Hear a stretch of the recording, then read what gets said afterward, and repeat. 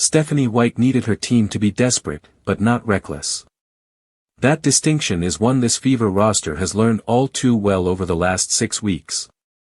They've survived brutal injuries, fought back into the playoff picture, and clawed through elimination games. No team has embodied desperation more this season, and on Sunday, they found just enough again. The Fever stunned the second-seeded Aces, winning 90-83 to force a winner-take-all Game 5 in the WNBA Semifinals. Indiana was sharper in transition, tougher on the glass, and quicker to the floor. They owned a narrow lead for most of the second half, fueled by hustle plays.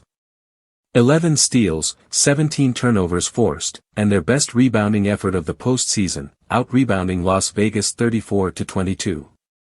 Aya Wilson was unstoppable, dropping 31 points after a rough Game 3. But Indiana found ways to win everywhere else. At the center of it all was Aliyah Boston.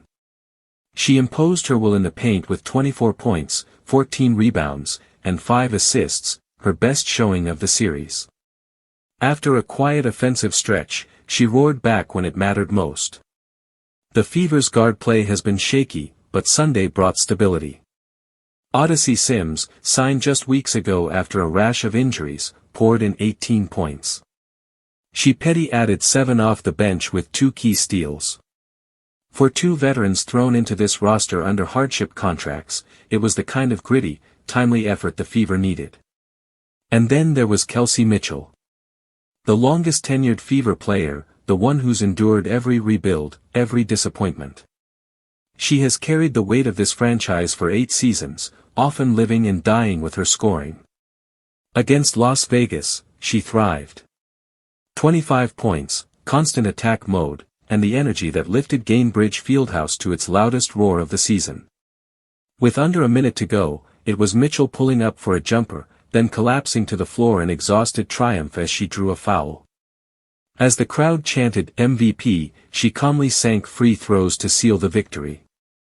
Her coach summed it up afterward: pride. Pride in her work, pride in her resilience, pride in staying the course through all the losing years to finally be in this moment. The Fever will head into Game 5 with everything on the line. They'll have to play desperate again. But that's exactly how they've survived this season, and now, it might just carry them to the finals.